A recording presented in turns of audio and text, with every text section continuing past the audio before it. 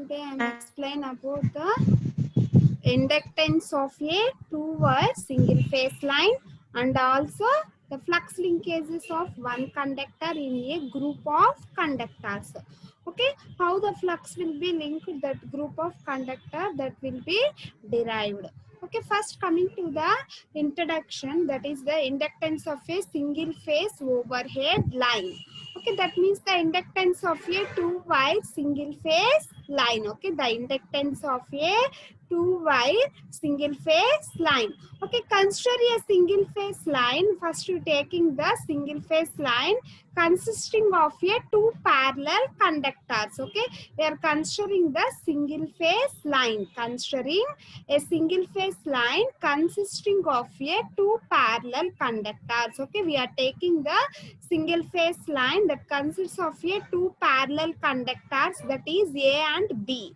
Okay, the conductors as mentioned as A and the B of radius R1 and the R2. Okay, of the radius R1 and the R2, space D meters apart, D being very large as compared to the R1 and the R2. Okay, in between this R1 and the R2, okay, in between this R1 and the R2, we are having the D meters distance. Okay, and then the conductors A and B carries the same current. Okay, when we are taking the two conductors, that conductors carries the same current, that is the IA equal to the IB.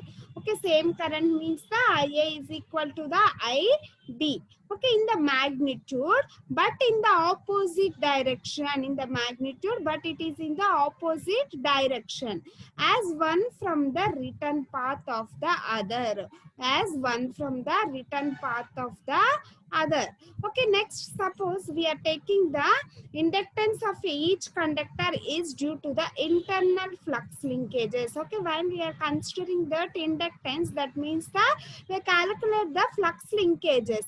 Okay, that inductance of that each conductor is due to the internal flux linkages and also the external flux linkages. Okay, in the previous class we already studied about the how much amount of internal flux will be linking to that conductor and also how much amount of external flux will be linking to that conductor, that all will be discussed. Okay, and the following points are to be noted regarding to the external flux linkages. Okay, first of all, a line of flux produced due to the current in the conductor A. Okay, that means the D plus R2 from the center of the conductor. We are taking the distance between these two conductors, that is the A and the B.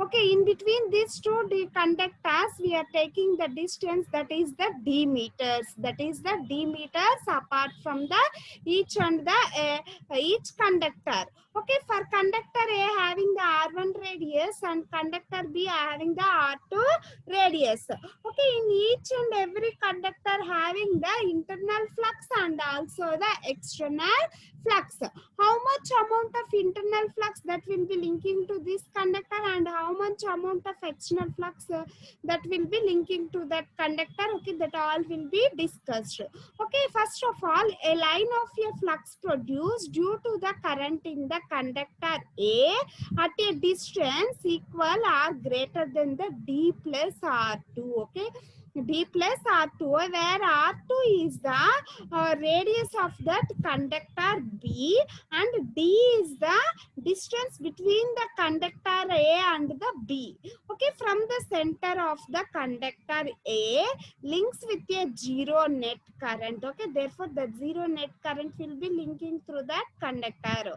Okay, as the current flowing in the two conductors A and the B are equal in magnitudes. Okay, the current flowing through these A and B conductors are equal in magnitude, but the direction is in the opposition. Okay, but the direction in the opposition. Therefore, the flux lines at a distance is the D minus R. Why? Because we are taking the minus means that it is in the opposite direction. Okay, same magnitude, but also the direction is opposite direction. That's why we are taking the D minus R2 links with a current I.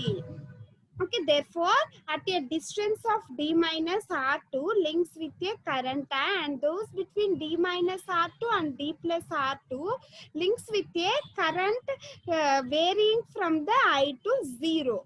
Okay, therefore, there is a current between this d minus r2 and the d plus r2, that is the current varying from the I to 0. Okay, that is the current varying from the I to 0. Okay, as a simplifying assumptions, and we are taking some assumptions, it can be assumed that all the flux produced by current in the conductor A links all the currents up. Okay, therefore all the currents of that conductor A is links with the current conductor B, and that the flux beyond the center of the conductor does not links at any current. అంటే ఈ conductor దాటిన తర్వాత ఉన్న flux అనేవి ఏ conductor ని మనకి link అవ్వదమ్మా. Okay, therefore suppose that assumption simplifies the calculations and results obtained are quite accurate. Okay, by assuming this property, then we simplify the calculations and also the results are very accurately, especially when d is the much greater than the r1 and r2, where r1 and r2 are the radiuses of that conductor a1 and the a2. Okay, where d is the distance between these a and the b conductors, therefore the distance d is greater than the r1 and the r2. Okay, conductor radius రెండింటిని some చేస్తే అక్కడ ఉన్న distance కన్నా greater than ఉంటుందమ్మ normal గా, as is usually the case in the overhead lines. ఇది ఎప్పుడు మనం ఎలా తీసుకుంటాము అంటే ఓవర్ హెడ్ లైన్ కండిషన్ లో. Okay, this is the diagram for that is the conductor A and conductor B. Okay, A conductor లో మనకి ఇంటర్నల్ ఫ్లక్స్ ఉంటది, అలాగే ఎక్స్టర్నల్ ఫ్లక్స్ ఉంటది. Same as that of B conductor లో కూడా internal flux ఉంటది, అలాగే ఎక్స్టర్నల్ ఫ్లక్స్ కూడా ఉంటది. ఏ కండక్టర్ యొక్క రేడియస్ r1 అనుకుంటున్నా, బి కండక్టర్ యొక్క రేడియస్ r2 అనుకుంటున్నా. నార్మల్ గా మనం ఒక కండక్టర్ తీసుకొని అది ఇంటర్నల్ గా ఎంత ఫ్లక్స్ డెవలప్ అవుతుంది, అలాగే ఎక్స్టర్నల్ గా ఎంత ఫ్లక్స్ డెవలప్ అవుతుంది అనేది ప్రీవియస్ కేసులో మనం చూసాం. ఇప్పుడు టూ కండక్టర్స్ ఉన్నప్పుడు దీంట్లో డెవలప్ అయ్యే ఇంటర్నల్ ఫ్లక్స్ ఒకవేళ పక్కన ఉన్న కండక్టర్ ని లింక్ అవుతుందా, లేదా దీంట్లో డెవలప్ అయిన ఎక్స్టర్నల్ ఫ్లక్స్ ఈ కండక్టర్ ని లింక్ అవుతుందా, అది ఎంత లింక్ అవుతుంది లింక్ అయితే, అవన్నీ మనం క్యాలిక్యులేట్ చేసుకుంటాం. ఓకే, ఈ కండక్టర్స్ ని తీసుకున్నది ఎంత డిస్టెన్స్ లో అంటే మీటర్ డిస్టెన్స్ లో మనం కండక్టర్స్ అనేది కన్స్ట్రక్ట్ చేసుకున్నాం. Okay, based on the above assumptions, the flux linkage of conductor A due to the external flux can be determined.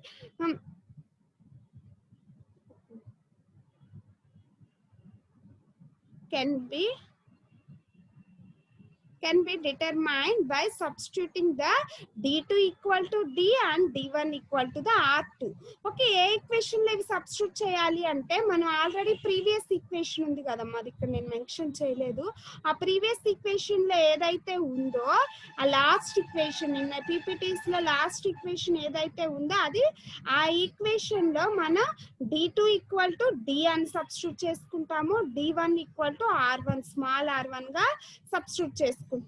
Okay, thus the flux linkages of a conductor A due to the external flux is therefore psi A external. Okay, ఈ formula మనకి ఎక్కడి నుంచి వచ్చింది అంటే last class లో last derivation last PPT లో ఉందమ్మా ఈ ఫార్ములా. ఆ ఫార్ములాలో మనం ఏం చేస్తున్నాం, d2 ప్లేస్ లో d సబ్స్టిట్యూట్ చేస్తున్నాము, అలాగే d1 ప్లేస్ లో స్మాల్ r1 అనేది సబ్స్టిట్యూట్ చేసాం. Okay, that is the flux linkages of a conductor A due to the external flux. Okay, that is the due to the external flux. Ia external is equal to the 2 into 10 power minus 7 I log E. ఇక్కడ d2 place లో d substitute చేసాం, d1 place లో r1 substitute చేసుకున్నాం, weber turns per metre. Okay, therefore the flux linkages of conductor A due to the internal flux. Only internal flux వల్ల మనకి ఎంత flux link అయింది, ఇదేమో the flux link linkage of conductor A due to the external flux. Internal flux the derive చేసాము last class లో, అలాగే external flux కూడా derive చేసుకున్నాం. ఎక్స్టర్నల్ ఫ్లక్స్ అంటే ఏంటి, లాస్ట్ ఈక్వేషన్, లాస్ట్ పీపీటీస్ లో last equation that will be 2 × 10⁻⁷ I log E d/r1. అదే internal flux అంటే అది కూడా లాస్ట్ ఈక్వేషన్స్ లోనే, that is IA internal equal to 1/2 I × 10⁻⁷ Weber turns per meter. Okay, therefore the total flux linkage of conductor A, ఇదేమో external గా flux అనేది మనకి develop అయినప్పుడు, ఓకే, ఇదేమో మనకి ఇంటర్నల్ గా ఫ్లక్స్ అనేది డెవలప్ అయినప్పుడు, ఇదేమో మనకి ఎక్స్టర్నల్ ఫ్లక్స్ డెవలప్డ్. ఓకే, అలాగే మనకి ఇదేమో ఇంటర్నల్ ఫ్లక్స్ డెవలప్డ్, ఇదేమో ఇంటర్నల్ ఫ్లక్స్ డెవలప్డ్. ఓకే, ఈ రెండింటిని మనం ఏం చేయాలి అంటే ఇక్కడ యాడ్ చేసుకోవాలి. రెండు ఫ్లక్సెస్ ని మనం ఏం చేస్తున్నాము అంటే యాడ్ చేసుకోవాలి. ఎందుకు యాడ్ చేయాలి, రెండు ఫ్లక్సెస్ మనకి ఇంటర్నల్ ఫ్లక్స్ ఉంటుంది, ఎక్స్టర్నల్ ఫ్లక్స్ ఉంటుంది. అప్పుడు ఎంత టోటల్ గా ఆ కండక్టర్ ఏ వల్ల మనకి ఎంత ఫ్లక్స్ అనేది లింక్ అవుతుంది అనేది మనం క్యాలిక్యులేట్ చేయాలి అంటే కంపల్సరీ అది యాడ్ చేసుకోవాలి. therefore psi A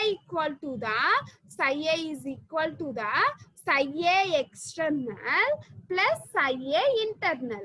Okay, psi A external అంటే 2 × 10⁻⁷ log E d/r1 plus psi A internal means 1/2 I × 10⁻⁷. Okay, ఈ రెండు ఫ్లక్సెస్ ని ఫస్ట్ మనం యాడ్ చేసుకున్నాం.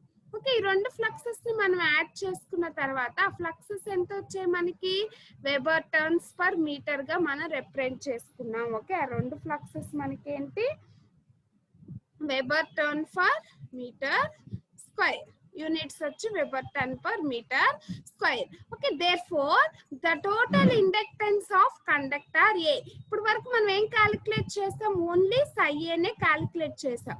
మనకి కావాల్సింది ఏంటి, టోటల్ ఇండక్టెన్స్ కావాలి, L కావాలి. మనం ఫ్లక్స్ ఒకటే క్యాలిక్యులేట్ చేసాము, ఇప్పుడు మనం L కావాలి అంటే psi A/I. Okay, therefore L is equal to the psi A/I. That is the psi A, that is 0.5 plus 2 log E d/r1 into I into 10⁻⁷ Weber turns per meter. Okay, Weber turn per meter. Okay, this is the total in by I. Okay, in that I get cancelled, then we obtain 0.5 plus 2 log E d/r1 into 10⁻⁷ Weber turns per meter. That is the inductance due to the internal flux linkages and also the external flux linkages of conductor A. Same as that of conductor B కూడా psi B calculate చేయాలి, అలాగే LB కూడా మనం calculate చేయాలి. Okay, conductor కి psi B calculate చేయాలి, అలాగే LB కూడా మనం క్యాలిక్యులేట్ చేయాలి. ఇది LA 2 × 10, ఇది వచ్చిందమ్మా, II గెట్స్ క్యాన్సిల్, అప్పుడు 2 × 10⁻⁷ 0.25, 0.5 నుంచి 2 కామన్ తీసుకున్నాం, అంతే. 2 కామన్ తీస్తే 0.25 plus log E r d/r1. Okay, 0.5 నుంచి 2 కామన్ తీస్తే మనకు వచ్చేది 0.25. కావాలంటే చెక్ చేసుకోండి, 0.25 × 2 చేస్తే మనకు వచ్చేది 0.5. ఎందుకంటే ఇక్కడ 2 ఉంది కాబట్టి ఫస్ట్ ఆఫ్ ఆల్ మనం 2 ని ముందుకు తీసుకొచ్చేసుకుంటే ఈజీగా మనం గుర్తు పెట్టుకోవడం కోసం మాత్రమే. ప్రాబ్లమ్ సాల్వ్ చేసేటప్పుడు లాస్ట్ ఫామ్ లో మనం ఐడెంటిఫికేషన్ ఉండాలి, గుర్తు పెట్టుకోవాలి. చాలా ఈజీగా మనం గుర్తు పెట్టుకోగలిగితేనే ప్రాబ్లమ్స్ చేయగలం. అందుకని ఈ 2 ని కామన్ తీసుకున్నాం. 2 × 10⁻⁷ 0.25 log E d/r1 గా మనం కన్స్ట్రక్ట్ చేసుకున్నాం. ఓకే, 0.25 ని మనం log E⁴ గా కూడా రాసుకోవచ్చు అమ్మా. కావాలంటే మీరు క్యాల్సీలో ఇది కొట్టి చూడండి, 0.25 వాల్యూని log E⁴ క్యాల్సీలో ఒకసారి log E⁴ అంటే ఏంటి అంటే 0.25 అని వస్తుంది. ఒకసారి మీరు క్యాల్సీలో log E⁴ అనేది కొట్టి చూడండి. ఓకే, ఇది log E, క్యాల్సీలో ఒకసారి మీరు log E⁴ 1/4 అనే దానికి వాల్యూని కానీ మనం కొడితే ఏమొస్తుంది అంటే 0.25 ఆన్సర్ వస్తుంది. ఓకే 0.25 ఒకసారి చెక్ చేసుకున్నాము. అందుకని ఇక్కడ 0.25 బదులు log e పవర్ 1/4 అనేది రిప్రజెంట్ చేసుకున్నాం plus log e d/r1. Okay then it will be equal to 2 into 10⁻⁻7 log e d/r1 into ఇదేం చేస్తాం ఈ పవర్ ని మనం ఇదేంటి మీకు ఒక ఫార్ములా ఉంది కదా లాగుల్లో ప్లస్ ఉంటే ఇక్కడ ఇలా రాసుకోవచ్చు కదా కాబట్టి ఈ ఫార్ములాలో రాసుకున్నాం. ఓకే ఇదేంటి ఆఫ్ కండక్టర్ ఏ సేమ్ అలాగే కండక్టర్ బి కి కూడా మనం ఫ్లక్స్ అనేది క్యాలిక్యులేట్ చేసుకోవాలి ఎల్బి. ఓకే కండక్టర్ బి వచ్చేసరికి మళ్ళీ క్యాలిక్యులేట్ చేయకుండా ఏమని నోట్ చేసుకున్నాము అంటే the product of r1 e⁻⁻4 is known as the geometric mean radius. Okay అందులో మనకి r1 e⁻⁻1/4 అనే దాన్ని మనం జియోమెట్రిక్ మీన్ రేడియస్ గా తీసుకుంటున్నాం. Geometric mean radius that means the GMR. Okay geometric mean radius of conductor. Okay అంటే is equal to the value ఎంత అంటే 0.7788 times the radius of that conductor.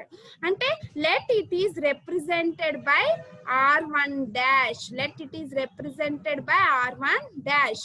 Okay therefore r1 dash ante enti r1 e⁻⁻1/4 or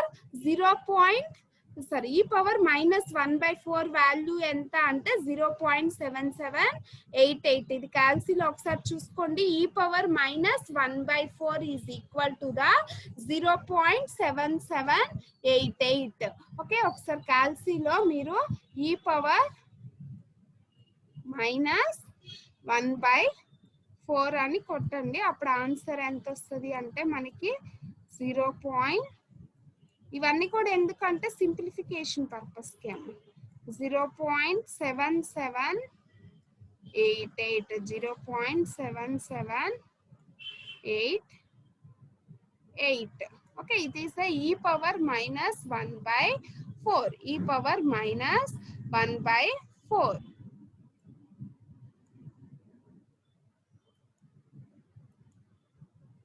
okay next then substitute that that will be in the previous equation. That is what is the LA equation in brief for? LA is equal to the 2 into 10⁻⁻7 log e. Okay 2 into this is the last final equation for that LA. okay identi manaki L A conductor ఏ యొక్క inductance value ఎంత అంటే ఇది L A ఇదేంటి 2 into 10⁻⁻7 log e d/r1 e⁻⁻1/4. ఇందులో మనకి e⁻1/4 value ఎంత మనకి 0.7784 వచ్చిందమ్మా. ఓకే ఇప్పుడు ఇంటూ r1 దీని మొత్తాన్ని మనం దేనిగా తీసుకున్నాము అంటే r1 డాష్ గా రిప్రజెంట్ చేసుకున్నాం. GMR geometrical mean radius GMR. r1 dash అంటే ఏంటి geometrical mean radius GMR. That will be equal to 0.7788 into r1. That will be equal to 0.7788 into r1. Okay అందుకని ఇక్కడ ఇలా రిప్రజెంట్ చేసుకున్నాం r1 డాష్. ఆ previous equation ఏదైతే ఉందో అందులో మనం r1 e⁻⁻1/4 బదులు r1 డాష్ అని తీసుకున్నాం. ఓకే r1 డాష్ అంటే ఏంటి అంటే GMR. GMR అంటే geometrical mean radius. r1 dash అంటే ఏంటి ఎంత వాల్యూ e⁻⁻1/4 కి 0.7788. Okay into r1. r1 అంటే కండక్టర్ ఏ యొక్క రేడియస్. ఓకే డి అంటే ఏ కి బి కి కండక్టర్ కి మధ్య ఉన్న distance. Okay this is the inductance for that conductor A. Similarly conductor B కి ఇక్కడ ఏదైతే r1 డాష్ ఉందో ఇక్కడ r2 డాష్ గా మనం కన్స్ట్రక్ట్ చేసుకుంటున్నాం. therefore lb is equal to the 2 into 10 power minus 7 log e d by, instead of r1 dash we are taking the r2 dash. ఎందుకు అంటే మనకి ఈ కండక్టర్ బి లో ఉన్న రేడియస్ ఎంత r2 మనకి. ఇప్పుడు r2 డాష్ అంటే ఏం రాసుకుంటాం ఇక్కడ మనం? ఓకే, r2 డాష్ అంటే ఏం రాసుకుంటాం? r2 dash is equal to the, okay, this is the r1 dash, then r2 dash is equal to the 0.7788, okay, 0.7788 into r2 into r2. therefore r2 dash is equal to the 0.7788 into r2. r1 dash ante 0.7788 into r1. okay, r1 dash and r2 dash are the geometrical mean radius, are the GMR. Okay, ఈ r1 dash ని అలాగే r2 dash ని మనం ఏమంటున్నాము అంటే GMR అంటున్నాం. Geometrical mean radius GMR అంటున్నాం. Okay, ఇక్కడ 0.7788 ఎలా వచ్చింది అంటే e⁻−1/4 అంటే 0.7788. ఓకే, అర్థమైందమ్మా ఈ డెరివేషన్? అర్థమైంది? ఓకే, ఇది కండక్టర్ ఏ యొక్క అలాగే కండక్టర్ బి యొక్క ఇండక్టెన్స్. LA అంటే కండక్టర్ ఏ యొక్క ఇండక్టెన్స్, LB అంటే కండక్టర్ బి యొక్క ఇండక్టెన్స్. ఓకే, నెక్స్ట్ అలాగే loop inductance. therefore loop inductance of the line means LA plus LB. Okay, రెండింటిని మనం యాడ్ చేసుకుంటున్నాము. 2 into 10 power minus 7 log e r1 d by r1 dash plus log e d by r2 dash. loop inductance means therefore L is equal to the LA plus LB. loop inductance means the LA plus LB, that equal to 2 into 10 power minus 7 log e d by r1 dash plus log e d by r2 dash. రెండు equations ని previous లో LA ఉంది, LB ఉంది, రెండింటిని మనం add చేసుకుంటే వచ్చేది ఏంటి మనకి? Loop inductance of the line L, that is equal to LA plus LB. 2 into 10 power minus 7 log e d by r1 dash plus log e d by r2 dash. okay, if r1 dash equal to r2 dash is equal to r dash. Okay, మనం ఏం construct చేసుకుంటున్నాం? r1 dash is equal to the r2 dash is equal to the r dash.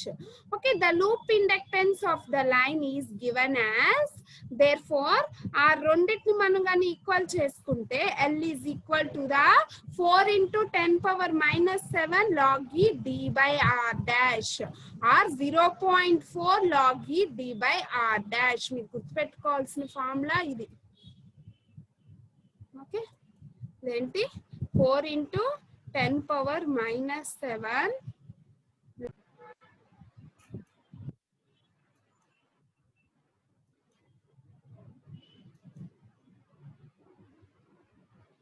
కనిపిస్తుందమ్మా?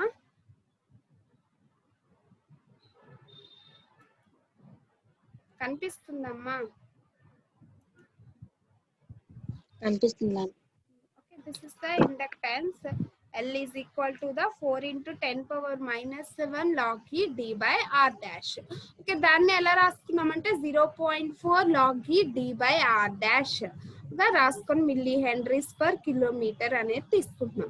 Okay, ఇలా loop index కావాలి అంటే total LA plus LB అనేది చేస్తే వచ్చిన దాన్ని మనం లూప్ ఇండక్టెన్స్ అంటున్నాం. అందులో r1 dash is equal to r2 dash is equal to r dash అనుకుంటున్నాం. ఓకే, అవి రెండింటిని కానీ సబ్స్టిట్యూట్ చేస్తే మనకి ఏమొస్తుంది? 4 into 10 power minus 7 log e d by r dash. Okay,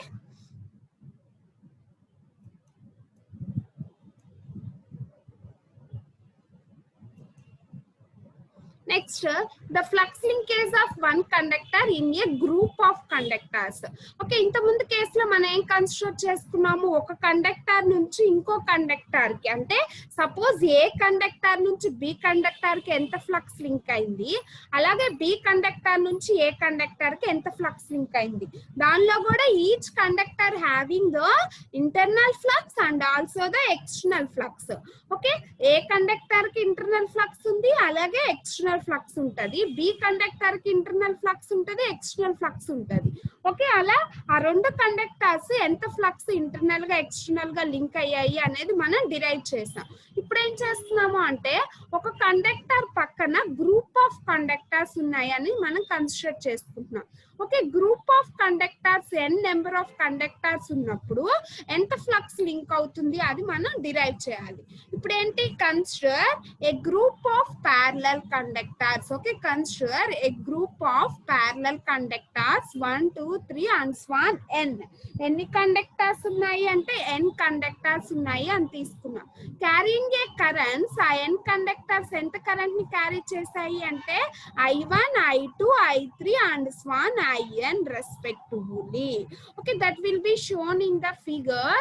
Let it be assumed that the sum of the currents in the various conductors is the Ix plus I2 plus I3 and so on In is equal to the 0. Okay, అన్ని conductors గాని మనం some చేస్తే వచ్చే current ఎంత అంటే 0 కి equal అవుతుంది. Okay, the flux due to A conductor extends from A centre of the conductor right upon the infinity. But let assumed, okay, this is the group of conductors. Okay, 1 నుంచి n వరకు మనకి group of conductors అనేవి తీసుకున్నాం. Okay, this is the cross sectional view of a group of n conductors and distances of that conductors from the remote point P. Okay, this is the remote point P. Remote point P నుంచి n number of conductors ఎంత distance లో ఉన్నాయి అంటే D1P, D2P, D3P and so on DNP. Okay, at a point remote point నుంచి n number of conductors ఎంత distance లో ఉన్నాయి, D1P, D2P, DTP, DNP. ఇంత డిస్టెన్స్ లో ఈ కండక్టర్స్ అనేవి తీసుకున్నాం.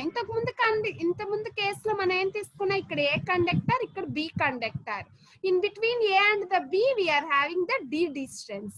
Okay, but in that case, we are having the group of conductors. That means the n number of conductors are there. N number of conductors ఉన్నప్పుడు ఎంత fluxes internal గా link అవుతున్నాయి, ఎంత ఫ్లక్సెస్ ఎక్స్టర్నల్ గా link అవుతున్నాయి అనేది మనం derive చేయాలి. ఓకే, అలా డిరైవ్ చేయాలి అంటే వీటి డిస్టెన్సెస్ ఎలా కన్స్ట్రక్ట్ చేసుకున్నాము, D1P, D2P, D3P and so on DNP గా మనం తీసుకున్నాం. Okay, therefore the current in the each conductor set up a certain flux. ఎప్పుడైతే కరెంట్ అనేది ఈచ్ కండక్టర్ కి ఫ్లో అవుతుందో కొంత అమౌంట్ ఆఫ్ ఫ్లక్స్ అనేది మనకి ప్రొడ్యూస్ అవుతుంది. Okay, some of this fluxes is the total flux of that system. అలా మనం n నెంబర్ ఆఫ్ కండక్టర్స్ యొక్క ఫ్లక్స్ తీసుకొని ఆ మొత్తం ఫ్లక్స్ కానీ సమ్ చేస్తే మనకి ఏమొస్తుంది అంటే టోటల్ ఫ్లక్స్ లింకేజెస్ ఎంత ఉందో మనకి అప్టైండ్ అవుతుంది. Okay, the sum of its linkages with all the individual fluxes set up by the conductors of a system. Okay, ఇప్పుడు ఏం చేస్తున్నాము అంటే to determine the flux linkages of a conductor 1, first suppose we are taking the conductor 1. ఒక conductor తీసుకొని 1 అనే conductor దాంట్లోకి ఎంత flux link అవుతుంది due to the current I1 carried by the conductor itself, అంటే that means the internal flux, and flux linkages to the conductor 1 due to the current carried by the other conductors, that is 2, 2, 3 and so on n. Okay, ఇంతకు ముందు మనం LA అనేది ఎలా calculate చేసామో same formulas use చేసి L1 flux అనేది calculate చేయాలి. L1 flux calculate చేసేటప్పుడు L1 ఇండక్టెన్స్ అనేది క్యాలిక్యులేట్ చేసేటప్పుడు ఈ కండక్టర్ ఇంటర్నల్ ఫ్లక్స్ ఎంత లింక్ అవుతుంది, అలాగే 2, 3 and so on n number of conductors వల్ల ఎంత ఫ్లక్స్ అనేది లింక్ అవుతుంది అదన్నీ మనం క్యాలిక్యులేట్ చేసుకోవాలి. Okay, first of all the flux linkage of A conductor 1. Okay, 1 అనే కండక్టర్ తీసుకొని ఆ కండక్టర్ 1 కి ఎంత ఫ్లక్స్ లింక్ అవుతుంది అనేది క్యాలిక్యులేట్ చేస్తున్నాం. ఓకే, దేని వల్ల? Due to its own current I1 అనే కరెంట్ అనేది ఈ కండక్టర్ 1 లోకి ఫ్లో అయినప్పుడు ఎంత ఫ్లక్స్ డెవలప్ అయ్యింది, that is Ψ1 P1 equal to, ఇది ఆల్రెడీ ఇంతకు ముందు డిరైవ్ చేసాం కదా, అదే ఫార్ములా 2 × 10⁻⁷ I1. ఎందుకు I1 తీసుకున్నాం? Instead of I we are taking the I1. Why? Because means the I1 current is flowing through the conductor 1. Okay, that I1 current is flowing through this conductor 1. Okay, that's why we are taking the I1 log E D1P. Why we are taking that D1P? The distance between the point P to 1 conductor is the D1P. Okay, the distance between from P conductor to that P to the 1 is the D1P. That's why we are taking the D1P. Then R1 dash. Okay, what is that R1 dash? That is the GMR of that conductor 1. Okay, GMR of that conductor 1. What is that GMR? R1 dash is equal to the 0.7788 into R1. What is that R1? R1 is the radius of that conductor 1. Okay, therefore R1 is the radius of that conductor 1. ఇంతకు ముందు ఏదైతే flux derive చేసామో same అదే ఫార్ములాతో దీనికి ఎంత flux ఉందో మనం రాసుకుంటున్నాం. ఎలా రాసుకున్నాం? Ψ1 P1 equal to 2 × 10⁻⁷ I1 log E. I1 ఎందుకు తీసుకున్నా? I1 కరెంట్ కండక్టర్ 1 లోకి ఫ్లో అవుతుంది. అలాగే log E D1P ఎందుకు తీసుకున్నాం మనం? దీంట్లోకి అంత కరెంట్ అంత డిస్టెన్స్ ఉంది కాబట్టి P నుంచి. R1 డాష్ అంటే దాని యొక్క GMR. ఓకే, అలాగే Ψ1 P2 కూడా రాసుకుంటున్నాం. ఇక్కడ I2 కరెంట్ Ψ1 P2 అంటే ఏంటి మనకి? The flux linkage of conductor 1 due to the current in the conductor 2. Conductor 2 నుంచి కండక్టర్ 1 కి ఎంత ఫ్లక్స్ లింక్ అవుతుంది అనేది. ఈ కండక్టర్ 2 లో ఎంత కరెంట్ ఫ్లో అయింది? I2 అనే కరెంట్ ఫ్లో అవుతుంది. I2 కరెంట్ అనేది కండక్టర్ 1 లోకి పాస్ అయింది కాబట్టి I2 కరెంట్ రాసుకుంటున్నాం ఇక్కడ I2. ఓకే, ఈ కండక్టర్ 2 నుంచి P పాయింట్ కి ఎంత డిస్టెన్స్ ఉంది? D2P డిస్టెన్స్ ఉంది. ఈ కండక్టర్ 2 అనేది దేంట్లోకి ఫ్లో అయింది? కండక్టర్ 1 లోకి, కాబట్టి D12 అనేది రాసుకుంటున్నాం. ఇక్కడ GMR రాయము.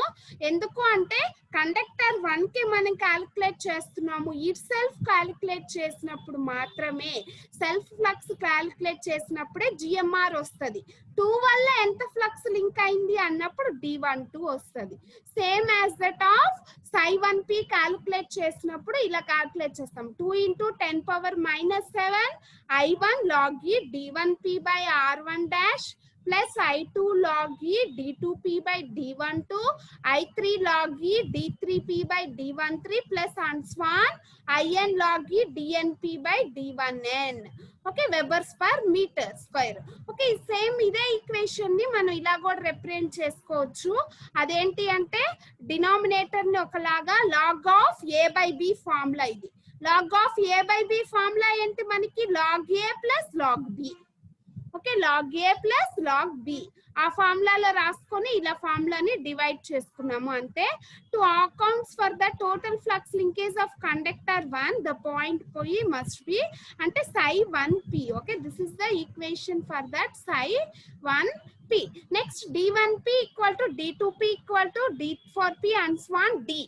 అలాగే ఇవన్నీ కరెంట్స్ కూడా ఈక్వల్ చేసుకుంటే మనకి Ψ1 అంటే ఏమొస్తుంది అంటే ఇలా వస్తుంది. 2 × 10⁻⁷ I1 log E 1 by R1 dash plus I2 log E 1 by D1 dash plus I3 log E 1 by D13 plus and so on IN log E 1 by D1N 1 by DNN. Okay, this is the final formula for that flux linkage of that conductor 1. Okay, this is the final formula for that flux linkage of conductor 1. ఒకవేళ conductor 2 అని అడిగాడు అనుకోమ్మా, అప్పుడు ఎలా వస్తుంది మనకి? ఇక్కడ రాదు GMR అనేది, కండక్టర్ 2 దగ్గరే. అంటే ఇక్కడ ఏమొస్తుంది? ఇన్స్టెడ్ ఆఫ్ I2 వస్తుంది, ఇక్కడ I1 ప్లేస్ లో I2 వస్తుంది. Same as that of R2 dash వస్తుంది. ఇక్కడేమో I1 log E D12/1, మిగతా అన్ని సేమ్ ఉంటది.